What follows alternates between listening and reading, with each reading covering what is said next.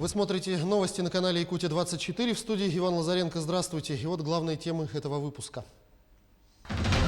Погода внесла свои коррективы в работу столичного аэропорта. Несколько рейсов отменены и перенесены на завтра. Еще одна вакцина от коронавируса появится в ближайшее время в России. В Москве стартовал первый международный конкурс молодых пианистов. Среди участников есть и юные якутяне. Аэропорт столицы республики не принимает рейсы из-за снегопада. Их прибытие перенесли на 12 апреля. Из-за метеоусловий задержали прибытие 5 рейсов. Это рейсы авиакомпании «Якутия» из аэропорта Внуково в Москве, а также по направлению Санкт-Петербург, Екатеринбург, Якутск и Владивосток, Хабаровск, Якутск. Кроме того, перенесены до завтра рейсы авиаперевозчиков S7 из Новосибирска и аэропорта Домодедово в Москве. Сход снега на козырек к подъездам многоквартирного жилого дома на улице Строда, 15 произошел в столице республики. Пострадавших нет. По информации управляющей компании «Жилищный стандарт», которая обслуживает этот дом, сброс снега с крыши произвели согласно графику еще 10 марта. Но на фасаде дома есть труднодоступные скатные участки крыши, которые расположены над козырьками подъездов. Снег с данных участков очистили не в полном объеме. В результате сильного снегопада, выпавшего в эти дни в Якутске, и произошел сход снежной массы со ската крыши над подъездом жилого дома. Управление автодорожного округа 12 апреля проведет проверку и составит протокол о действиях управляющей компании. В выходные от 10 и 11 апреля дорожники и спецтехника «Якутдорстрой» в усиленном режиме убирают и вывозят снег с улично-дорожной сети города Якутска. По прогнозам синоптиков, снегопад в городе продлится до вечера воскресенья. Сильные осадки в столицу принес глубокий циклон со стороны Охотского моря. Снег сопровождается порывистым северо-западным ветром. На улицах города сегодня осуществляют противогололедные мероприятия. Механическая подсыпка речным песком проводится с использованием 9 поливомоечных автомашин.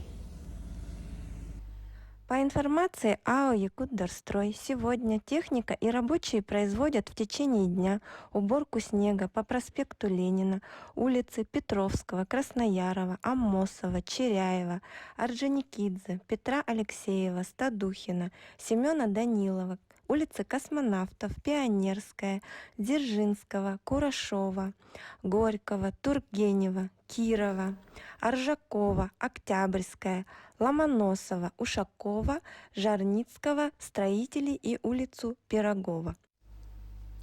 Некоторые правила использования материнского капитала изменились с 11 апреля. Так, родители получили возможность в течение полугода со дня возврата средств на счет в пенсионный фонд решить, на что пойдут эти деньги, написав соответствующее заявление. При этом в случае, если за этот срок решение так и не было принято, его можно продлить еще один раз, также написав заявление в пенсионный фонд. Если решение не было принято окончательно, то в течение 3 месяцев средством от капитала по умолчанию пойдут на накопительную пенсию. За минувшие сутки на территории республики зарегистрировали 30 новых случаев коронавирусной инфекции. 16 заболевших зафиксировали в Якутске, 4 в Алданском районе, по 2 случая в Ленском, Нерюнгринском и Нюрбинском районах. Единичные случаи обнаружили в Мирнинском, Таттинском, Усть-Алданском и Чурапчинском районах. За сутки лаборатории республики провели 1788 исследований на коронавирусную инфекцию. Всего с начала пандемии обработано 1 миллион 25 тысяч 284 теста. На 11 апреля получили первую вакцину 74 тысячи 846 якутян. По состоянию на 11 апреля в Якутию поступило всего 110 тысяч 812 доз вакцин против коронавирусной инфекции, сообщили в оперштабе. На 11 апреля получили первую вакцину 74 тысячи 846 человек, в том числе за сутки 3900 человек. Из числа вакцинированных старше 60 лет получили первую вакцинацию 17 364 человека, а вторую 12 090. Напомним, сегодня в Якутской городской больнице номер 3 с 9 утра до 18 часов пройдет вакцинация всех желающих без предварительной записи. С собой нужно иметь паспорт, СНИЛС и медицинский полис. Научно-исследовательский институт гриппа имени Смородинцева разрабатывает еще одну вакцину против коронавируса, заявил министр здравоохранения России Михаил Мурашко. По его словам, предварительные результаты ожидаются в ближайшее время. Учреждение имеет высокий научный потенциал. В нем существует как научная, так и научно-производственная площадки, занимающиеся диагностиками. Сегодня разрабатывается на площадке этого института еще одна вакцина против коронавирусной инфекции, заявил Мурашко.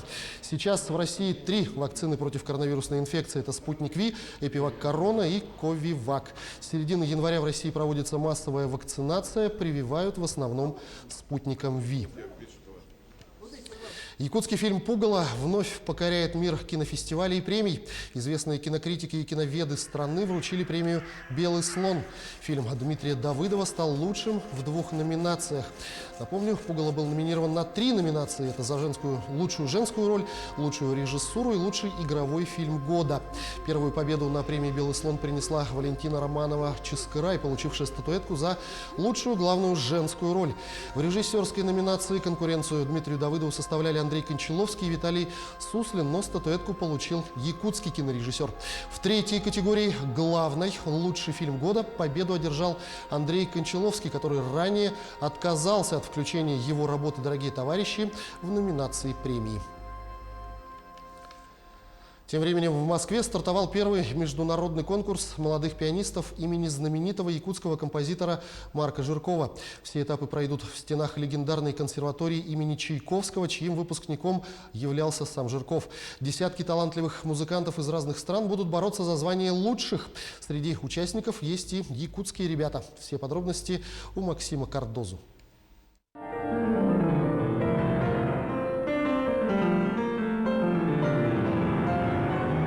Этот конкурс еще до начала назвали настоящим прорывом для якутской культуры. В течение 3 дней впервые музыка композиторов из нашей республики будет звучать в стенах знаменитой консерватории имени Чайковского.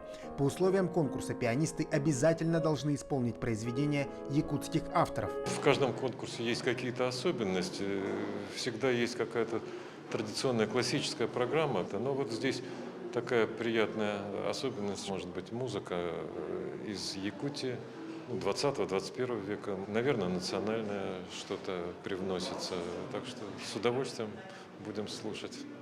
Конкурс проходит в 3 возрастных категориях: младшая, средняя и старшая группы. Всего 30 пианистов из самых разных стран. Есть ребята из Японии, Китая, Сербии, Колумбии. Приехали на конкурс и музыканты из Якутии. Я думаю, что это огромное большое событие для всех любителей музыки и в нашей стране, и за рубежом. Те традиционные связи, которые установил еще Марк Николаевич, обучая здесь, в стенах Московской консерватории, я очень рад видеть сегодня, как они развиваются, наполняются. Я уверена в великолепных результатах, уверена в этом, что так будет прекрасное жюри и дети.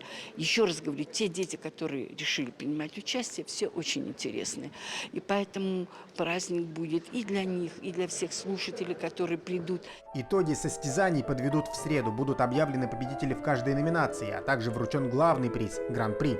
Организаторы надеются, что конкурс пианистов имени Марка Жиркова станет традиционным и будет проводиться раз в 2 года. Максим Кардозу, Джур Березкин, Москва. Айсен Николаев поздравил сегодня жителей республики с Днем Сына. Цитирую.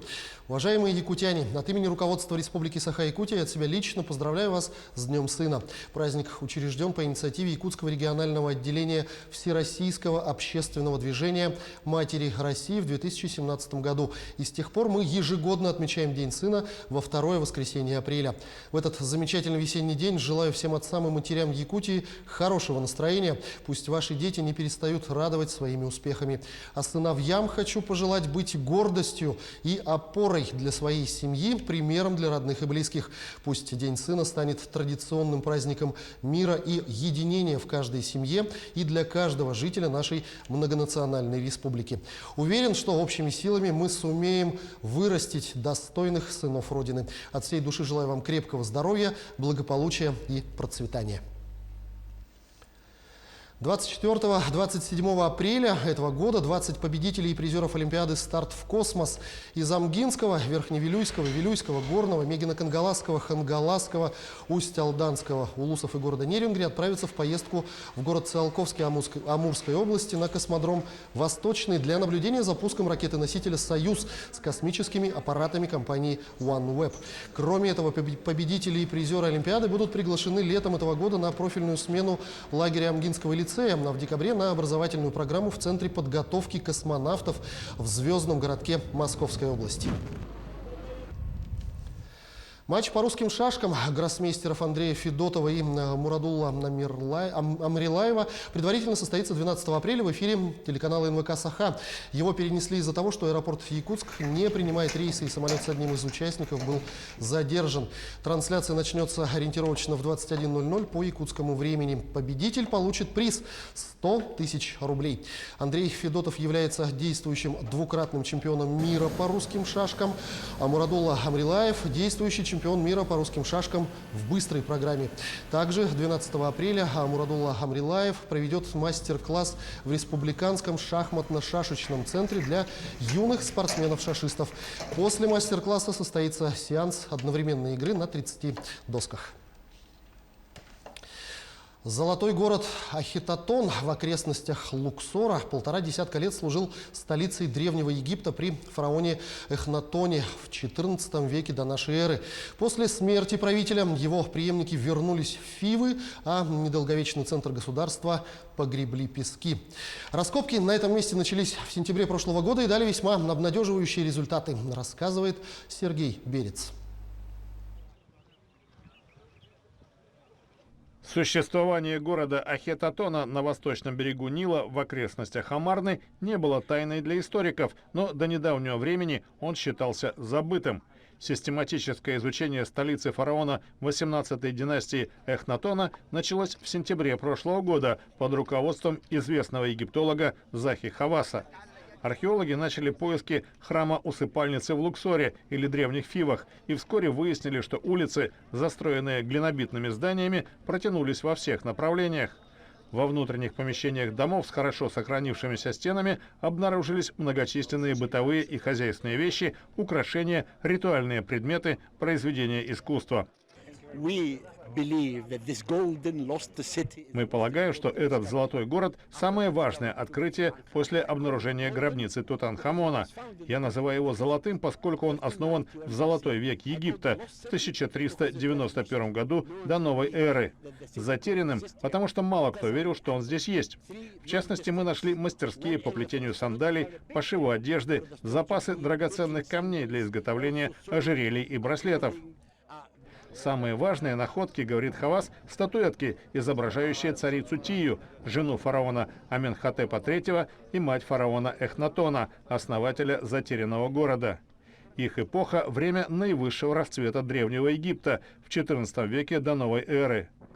Эхнатон перенес столицу из Фив в Ахетотон, но здесь она продержалась только 15 лет и после смерти правителя вернулась на прежнее место.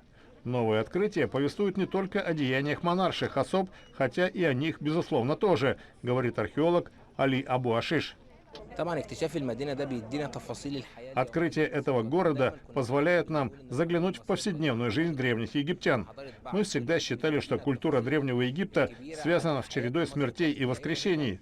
Но теперь нам стали известны подробности обычной жизни людей.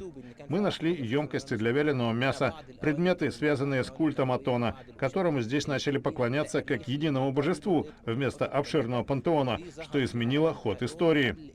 Почему потомки основателя города забросили его, это загадка, которую еще только предстоит разрешить исследователям.